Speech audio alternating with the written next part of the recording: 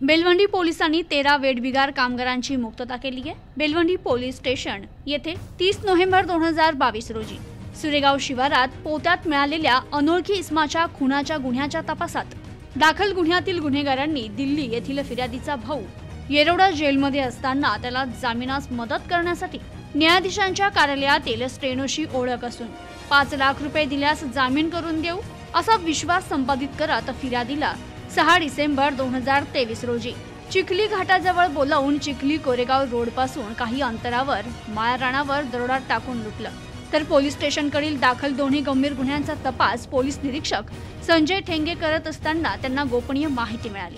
श्रीगोंदा तालुक्यातील काही गुन्हेगार हे त्यांच्या स्वतःच्या आणि त्यांच्या गुन्हेगार साथीदारांच्या घरगुती कामाकरिता तसेच शेळ्या मेंढ्या गुरे सांभाळण्याकरिता आणि शेतात काम करून घेण्याकरिता देशातील विविध रेल्वे स्टेशनवरून निष्पाप नागरिकांना बळजबरीने आणून मारहाण करत अर्धवट उपाशी ठेवत वेळप्रसंगी त्यांच्या खाण्यापिण्यात गांजासारख्या नशिली पदार्थांचा वापर करत त्यांच्याकडून वेठबिगाराप्रमाणे काम करून घेतात। त्यामुळे त्यांना दरोडा घरफोडी यांसारखे गुन्हे स्वतः किंवा त्यांच्या साथीदारांसोबत करणं सोपं होतं। तर गुन्हा केल्यानंतर पोलिसांना माहिती मिळाल्यास पळून जाताना त्यांचे घरगुती काम त्यांचे कुटुंबीय संबंधित वेठबिगारांमार्फत करून घेतात। या वेठबिगारांचा मारहाणीत किंवा नैसर्गिक मृत्यू झाल्यास त्यांच्या मृतदेहाची विल्हेवाट पोत्यात भरून निर्जन स्थळी लावली जाते, ज्यामुळे पोलीस यंत्रणा अनोळखी इसमाच्या खुनाच्या गुन्ह्याच्या तपासात व्यस्त होते आणि त्यामुळे संबंधित गुन्हेगारांनी केलेल्या मालमत्तेविषयक गुन्हे उघडकीस आणण्यास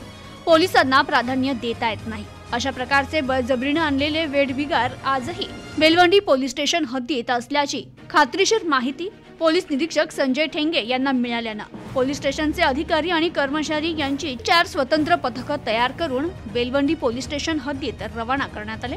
त्यानुसार आरोपी चारुशीला चव्हाण, रघुनाथ चव्हाण, झिल्लूर चव्हाण, अमोल भोसले, आबा काळे, दालखुश काळे, नंदू गव्हाणे, सागर गव्हाणे, अब्बास गव्हाणे, सचिन गव्हाणे, काळूराम पवार यांच्या विरुद्ध कलम 367, 370, 342, 323, 504, 506, 34 वेठबिगार अधिनियम कायदा कलम 16 प्रमाणे गुन्हा दाखल करत यातील पीडित बबलू, नरशिम, कल्लू, सिद्धेश्वर, मुकी, प्रकाश भोसले, वसीम, मनसूर अली, गणेश, प्रवीण, वीरसिंग, दत्तात्रय कराळे, दादाभाई ठाकरे आदी 13 वेठबिगारांची मुक्तता करण्यात आली आहे। तर अशा प्रकारे गोपनीय माहितीच्या आधारे बेलवंडी पोलीस स्टेशन हद्दीत 8 ठिकाणी छापे टाकत विविध भागातील एकूण 12 पुरुष आणि 1 महिला वेठबिगार यांना मुक्त करत 8 गुन्हे दाखल करण्यात आले।